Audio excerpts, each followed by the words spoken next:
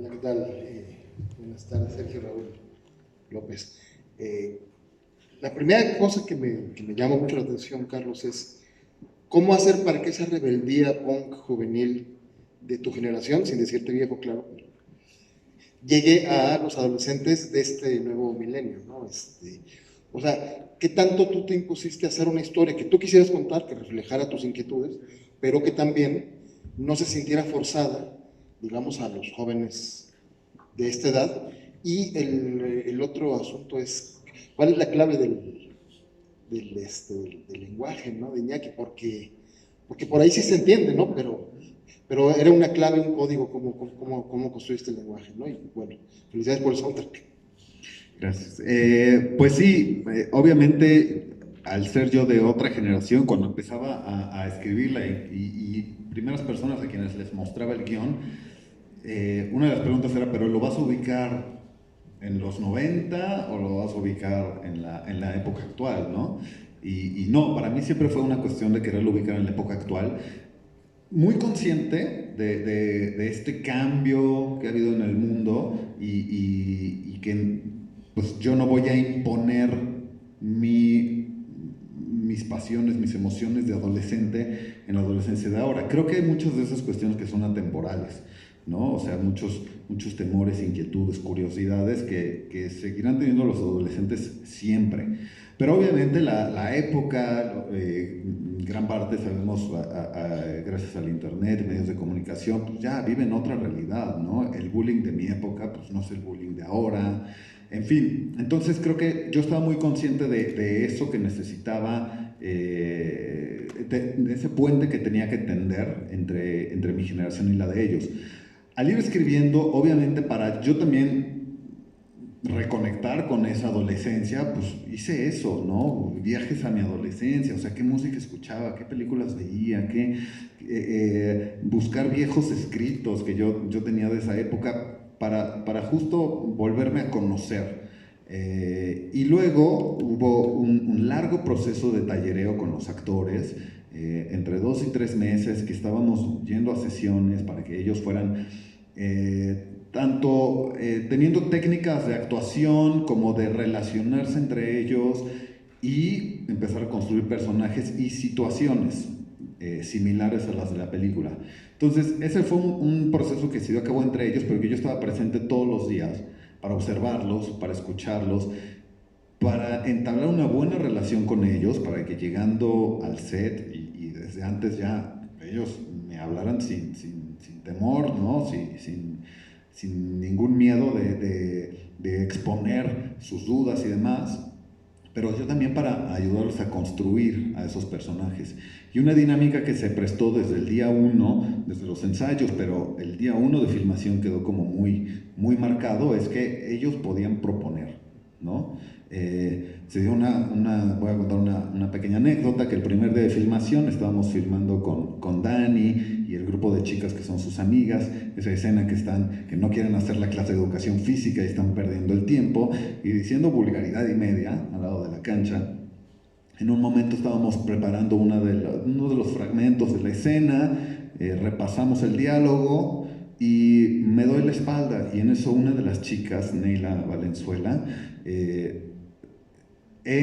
como dándole continuidad a este diálogo que habíamos estado ensayando, dijo una vulgaridad superior a las que yo había escrito. Y entonces la escuché y me volvió y le digo, ¿qué dijiste? Y de inmediato se intimidó, me dijo, no, no, nada, nada. Le dije, no, repíteme lo que dijiste. Yo creo que me vio que era muy seria. No, no, nada, perdón, perdón, perdón. Neila, tranquila. Es que algo escuché, quiero saber qué dijiste, lo digo sinceramente. Entonces ya me repitió lo que había dicho. Le dije, eso es lo que quiero que digas en cámara. Eso. Olvídate de la línea que yo te impuse y dime esa. Y eso dio paso a que Carolina, que era otra de las chicas, también le responde otra vulgaridad. O sea, casi era una competencia de ver quién decía más vulgaridades. Obviamente siempre limitándolo a lo que la escena requería y demás, pero para mí eso que sucedió el primer día de filmación fue como lo que marcó, esta es la dinámica que queremos tener, esto es lo que tiene que suceder, que ellos sientan esa libertad, porque al final esa es la juventud de ahora, ¿no? Y por mucho que yo les imponga o haya un guión que yo te puedo decir trabajé mucho tiempo y muy asesorado y todo, no me iba a dar ese realismo que ellos me podían dar. Entonces eso aplicó para todos. En cuanto al lenguaje de Iñaki, pues bueno, digo, yo no soy ningún lingüista, pero me leí ahí un libro, un par de libros sobre cómo generar lenguaje, ¿no? Cómo generar un idioma nuevo. Me di cuenta que hay comunidades en internet de gente que sí se inventa su propio idioma, a veces que nada más lo hablan ellos, o sea, no es por llevarlo más allá. Lenguaje, a veces escrito también. Y bueno, hay gente especializada en hacerlo para películas, ¿no? Está el caso de El Señor de los Anillos o Game of Thrones o ese tipo de películas y series que tienen personajes que hablan un idioma específico y que suena perfectamente natural, aun cuando es inventado. Entonces eso era lo que yo quería con Pedro. Sueño en otro idioma, ¿no? Sueño en otro idioma, por supuesto, para no irnos tan lejos. Entonces, lo que yo quería con Pedro era eso, pero quería algo que sonara parecido al español. Ese fue mi primer paso, que suene parecido al español para que la gente hasta tarde en darse cuenta que está hablando otro idioma. Y que hubiera esta cuestión de que creo que le entendí, pero no sé si le entendí, ¿no? Y eso fue lo que buscábamos, y como dice Iñaki, hay veces que estábamos en escena y si él modifica, ahí sí, por ejemplo, cuando decía un diálogo, yo iba y le corregía la pronunciación, no lo pronunciaste mal, es así, ¿no? Nadie se va a dar cuenta, nadie se hubiera dado cuenta, pero yo lo sabía, y yo le decía, yo sé que nadie se va a dar cuenta, pero yo sé que lo estás diciendo mal, entonces dilo así, y si había que ajustar a algo, pues también era, a ver, platiquemos porque yo tengo mis notas sobre cómo se debe de traducir esto, ¿no? Y que si era un lenguaje inclusivo, ¿no? Por ejemplo, entre las cosas que tenía, había esta cuestión de no, los adjetivos no tenían un distintivo entre hombre y mujer, por ejemplo, ¿no? Ese tipo de cuestiones que creo, pues es lo de las generaciones de ahora, y haberlo hecho de otra manera, pues no hubiera sido fiel a estas generaciones, me parece. Gracias. ¿Hay alguien más que tenga otra pregunta? Siguiente pregunta de una vez. O tenemos a lo mejor en las redes, ¿no? Pues bueno, tenemos una pregunta de Jaime López, reportero de Sputnik. ¿Ustedes creen que el personaje de Pedro puede relacionarse con el rechazo que existe actualmente hacia el lenguaje incluyente? Lo pregunto porque en la película, Pedro se inventa su propia manera de comunicarse, algo que pasa generación tras generación. Sin embargo, es rechazado por los compañeros y maestros, pero sobre todo por los adultos. Pues le estabas tocando un poco el tema ahorita, no sé si quieras, ¿no? O Iñaki. A mí me toca hablar del tema controversial. Bueno,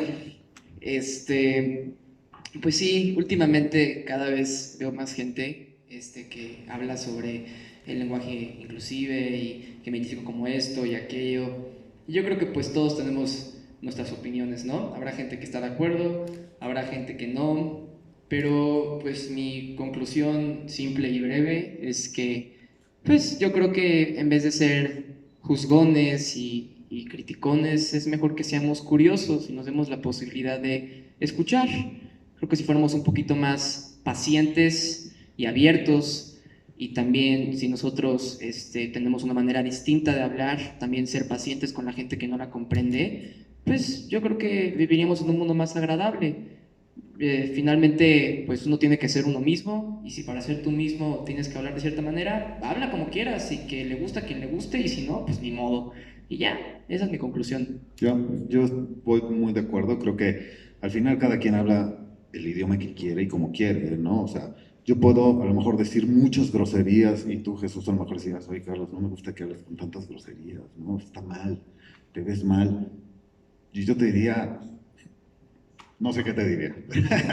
No, pero creo que es eso, ¿no? O sea, Exacto, yo creo que al final, y quien quiera utilizar un lenguaje inclusivo, pues está muy bien y dejémoslo ser. Creo que eso es lo que pasa con Pedro.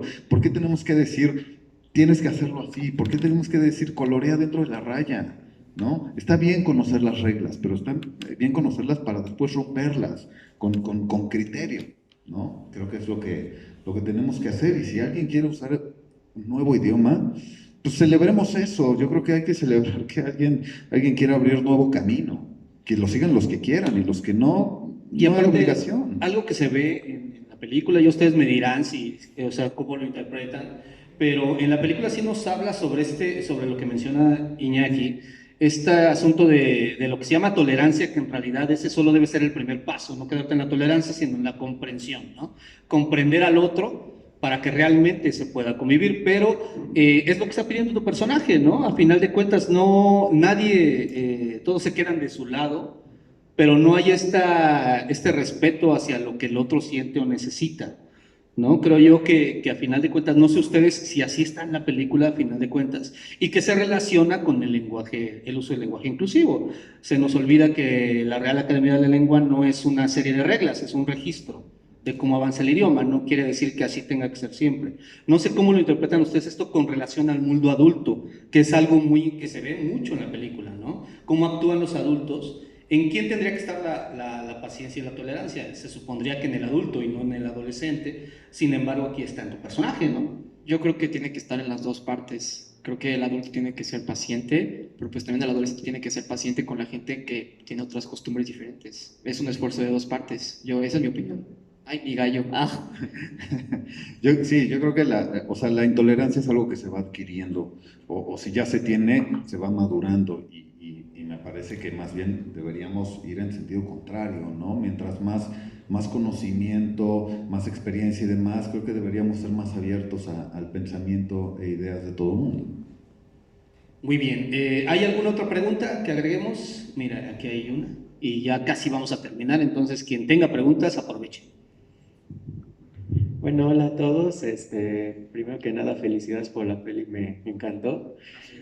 Bueno, creo que mi duda es algo simple, pero tenía ganas de preguntar. Algo que me llamó la atención fue como el graffiti del personaje de Martín. Me encantó el graffiti del principio al final. Entonces, como que quería preguntar, bueno, a ti que hiciste Martín, si tú hiciste, o sea, si ayudaste con el diseño o fue algo pensado, no sé, quería preguntar sobre ello. Pues gracias. Pues la verdad, sinceramente no sé grafitear. La verdad, te soy sincero, no sé grafitear. Te diré algo que nada más ahora sí que le hice los pequeños detalles del dibujo porque pues realmente el graffiti ya estaba hecho. Yo nada más le hice unos pequeños deslices. Y pues no, realmente pues me lo hicieron. Me gustaría mucho aprender a grafitear porque es arte, realmente se ve muy chido. Y quedó sumamente chido lo de Chris y lo que se quedó en la pared de la escuela, ¿no? De Ánimo Juventud. Me agradó tanto y me gustaría, o mejor dicho, voy a explorar eso porque pues se ve muy chido, la verdad. A mí me encantó tanto y eso que no lo hice. Nada más fue la parte de los detalles. Muy bien, pues vamos con la última pregunta, creo ya, ¿no? Está de este lado pues ya. De todas maneras, al final estarán por aquí disponibles, ¿no? Para que puedan Claro. ampliar la información. Para Carlos, ¿cómo supiste que al hacer el casting, cómo lo hicieron? ¿En qué momento supiste que ellos serían para los protagonistas? El casting fue un proceso largo, primero a través de la directora de casting, Viridiana Olvera. Ella proponía, buscaba, encontraba, y me mandaba los videos, y también posteriormente se abrió también, como hay más allá de estos 4 personajes, hay muchos otros como pudieron ver, también se amplió a redes sociales y a conocidos y diferentes medios para encontrar a los chicos. Yo, una cosa que sabía era que primero me quería ir por rostros y por su inteligencia y sobre todo su inteligencia emocional, como su sensibilidad para aprender, en el sentido de tomar al personaje. Y entonces, bueno, en esos videos de repente fueron apareciendo, me acuerdo que entre los primeros que vi estaba Rodrigo, estaba Mario, Iñaki creo que llegó un poco más tarde. Daniela, curiosamente, la conocí antes, la conocí cuando todavía estaba yo, acababa de escribir el guión, todavía no teníamos inversionistas, pero parte de buscar el apoyo fue hacer una escena, hacer un demo, digamos, que grabamos una de las escenas, que es justo en la que arrestan a Martín, y ahí hicimos un casting muy pequeño, y ahí conocí a Daniela. Aún así, después del largo proceso de de casting vi a muchas otras opciones para el personaje de Dulce y obviamente desde el principio llamé a Dani, que estuvo ahí, y junto con muchas otras chicas fuimos así reduciendo las opciones hasta que se fueron quedando.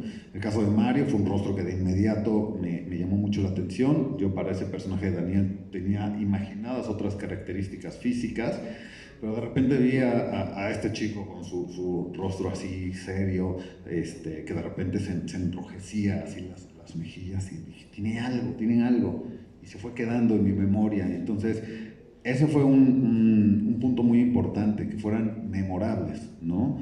Que sus rostros, dijera, se me clavaron en la mente y creo que se le van a quedar al espectador también. Y cuando los vean a lo mejor en 5 años en otra cosa, dirán, es el de Ánimo Juventud, ¿no? Creo que ese es un punto padre, que ellos encarnan a este personaje, se meten bajo la piel. Y que además, pues obviamente ya en el trato, en los callbacks que hicimos en los ensayos, se volvió cada vez más evidente, ¿no? Se fueron reduciendo las posibilidades. Esos castings ayudaron también a que aparecieran muchos de los otros. A lo mejor hay chicas que a lo mejor audicionaron para Dulce, pero terminaron en otro papel dentro de la película. Y así, o sea, creo que eso nos ayudó a abrir como un registro muy amplio del cual salió mucho del talento de esta película. Y al ir como siendo estricto, exigente conmigo y con ellos, la decisión fue pues muy certera al final. Dices, pues es que sí, ya lo puse a prueba y lo volví a poner a prueba y me sigue encantando, entonces creo que tiene que ser él.